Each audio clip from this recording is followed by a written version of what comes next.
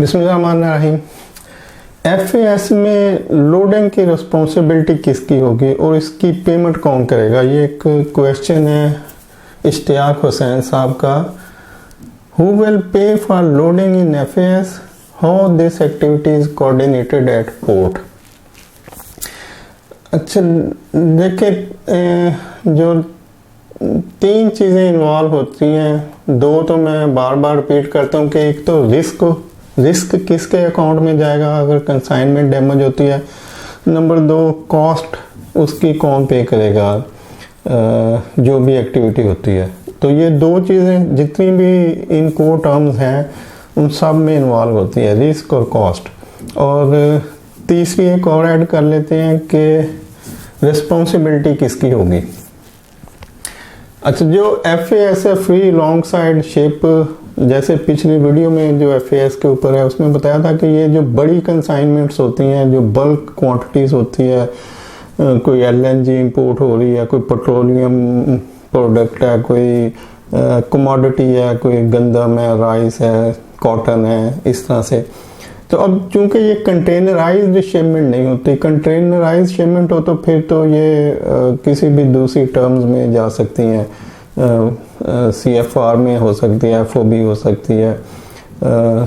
लेकिन अगर ये कंटेनर के अलावा कुछ स्पेशल कंसाइनमेंट है, कोई बड़ा प्लांट मशीनरी हो सकता है जो कंटेनर में नहीं आता, तो फिर उसके लिए वेसल में कोई स्पेशल स्पेस बुक करनी पड़ती है या पूरा वेसल बुक करना पड़ता है। एज पर कंसाइनमेंट डिपेंड करता है कि उसकी नेचर क्या है और कितनी स्पेस चाहिए।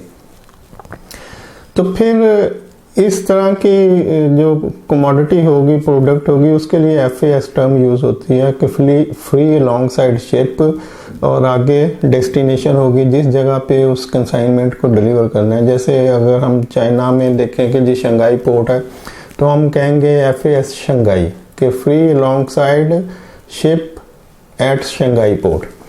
तो अब वो शंघाई पोर्ट जिस जगह उस शिप ने लगना है, जो कि अभी आएगा, तो वहाँ पे वो कंसाइनमेंट अवेलेबल होगी। तो वहाँ तक जो डिलीवर करना है कंसाइनमेंट को, वो कॉस्ट भी एक्सपोर्टर पे करेगा और उसका रिस्क भी एक्सपोर्टर का होगा कि उस जगह तक अवेलेबल करने तक जो भी कुछ डैमेज हो सकता है तो वो एक्सपोर्टर के खाते में जाएगा। और जो रिस्पॉन्सिबिलिटी है कि ये जो उसकी जो जैसे रिस्पॉन्सिबिलिटी में उसकी डॉक्यूमेंटेशन हो सकती है, उसकी जो export related custom clearance documentation, तो डॉक्यूमेंटेशन एक्सपोर्टर करेगा, लेकिन जो कस्टम क्लियरेंस का प्रोसेस होगा, यानी जो फिजिकली उसको कस्टम वालों से रिलीज करवाना है और शिप करना है, वो रिस्पॉन्सिबिलिटी इंपोर्टर की होगी।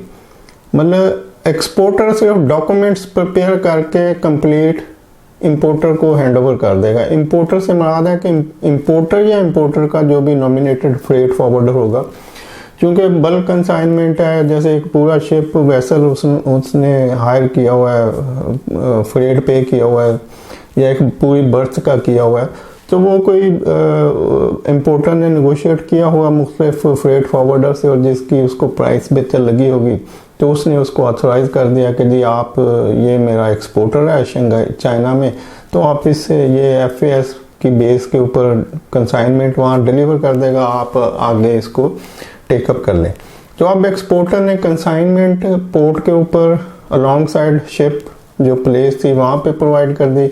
उसके कंप्लीट डॉक्यूमेंट्स जो कस्टम क्लियरेंस के लिए ज़रूरत होंगे वो सारे प्रिपेयर करके उस फ्रेट फॉरवर्डर को हैंडओवर कर दिए कि जी ये पड़ी है कंसाइनमेंट और ये लेन डॉक्यूमेंट्स, अब आगे आपका काम है।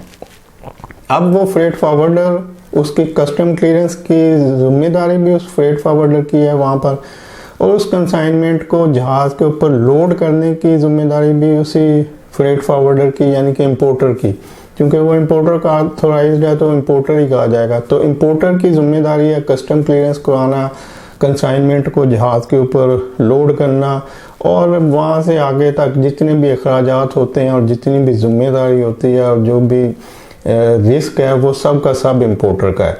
एक्सपोर्टर का रिस्क, कॉस्ट और रिस्पॉन्सिबिलिटी ख़त्म हो जाएगी जब उसने consignment along side ship deliver कर दी और उसके डॉक्यूमेंट्स उसको हैंड ओवर कर दिए, तो उसकी ज़िम्मेदारी ख़त्म है। अब ना उसने कोई ख़र्चा पे करना है, ना उसने लोडिंग करवानी है, ना लोडिंग का ख़र्चा देना है। आपका जो पर्टिकुलर क्वेश्चन था वो था कि जी लोडिंग का ख़र्चा कौन देगा, तो वो लोडिंग का ख़र्चा इंपोर्टर ही पे करेगा और उसका ऑनवर्ड भी सारा जो फ्रेट होगा सी का वो भी इंपोर्टर पे करेगा। मतलब जब लॉन्ग साइड शिप डिलीवर होगी तो उससे आगे हर किस्म की जिम्मेदारी जो है वो फिर इंपोर्टर के अकाउंट में ही जाएगी। तो फिर भी कोई कंफ्यूजन हो तो दोबारा लिखिएगा, होप फॉर अंडरस्टैंडिंग। और ये मैं नीचे कमेंट्स में इसकी जो डिस्क्रिप्शन में कुछ डिटेल भी दे दूंगा ताकि आपको ज़रा आसानी से और बेहतर समझ आ जाए कि जो डेफिनेशन के हिसाब से जो आईसीसी ने इसको दिया हुआ है वो रिटन जो स्पेसिमेन है वो भी लिख दूंगा ताकि आप उसको भी देख सकें। थैंक यू, अल्लाह हाफिज़।